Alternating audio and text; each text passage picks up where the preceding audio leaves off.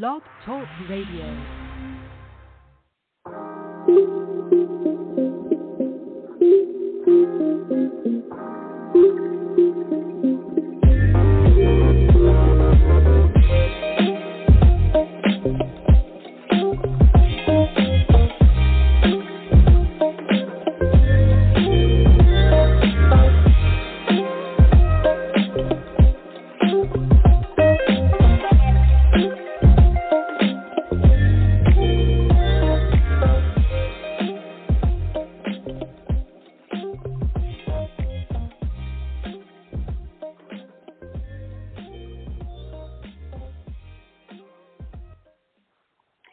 Hello, and welcome to another episode of the Stress is Stressing Me Out podcast.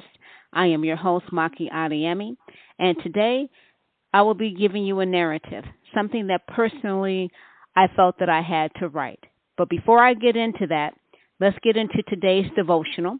Our devotional will be coming from Ezekiel 37:6, and it says, I will put breath in you. The title of this devotional is Every Breath. When Ti-Un came down with a rare autoimmune disease that weakened all his muscles and nearly killed him, he realized that being able to breathe was a gift. For more than a week, a machine had to pump air into his lungs every few seconds, which was a painful part of his treatment. Ti-Un made a miraculous recovery, and today he reminds himself not to complain about life's challenges. I'll just take a deep breath, he says, and thank God I can. How easy is it to focus on things we need or want and forget that sometimes the smallest things in life can be the greatest miracles? In Ezekiel's vision, God showed the prophet that only he could give life to dry bones. Even after tendons, flesh, and skin had appeared, there was no breath in them. It was only when God gave them breath that they could live again. This vision illustrated God's promise to restore Israel from devastation. It also reminds me that anything I have, big or small, is useless unless God gives me breath. How about thanking God for the simplest blessings in life today? Amid the daily struggle, let's stop occasionally to take a deep breath and let everything that has breath praise the Lord. Have you ever been sitting at a red light or on a bench in the park and you notice other people? Do you say to yourself, I bet that person doesn't have a care in the world? I know I have, many times.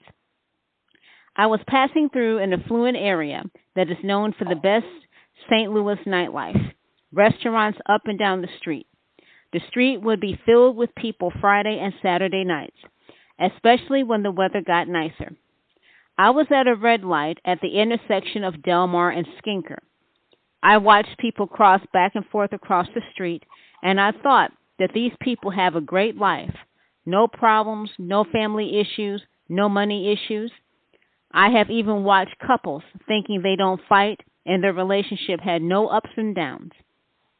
They could just get up and enjoy the sunshine and blue sky, rainbows chasing them everywhere. I wondered what would my life be like if I were like them, the perfect life, or so-called the perfect life. I had to catch myself. The enemy will have you think that everyone is doing well and you are not.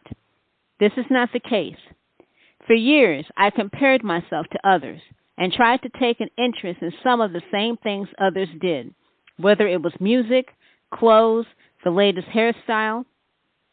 Engaging in this was one source of stress I had to deal with and to do away with.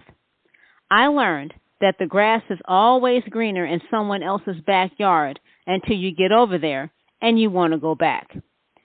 I can only be me, and I did not need nor have to follow anyone.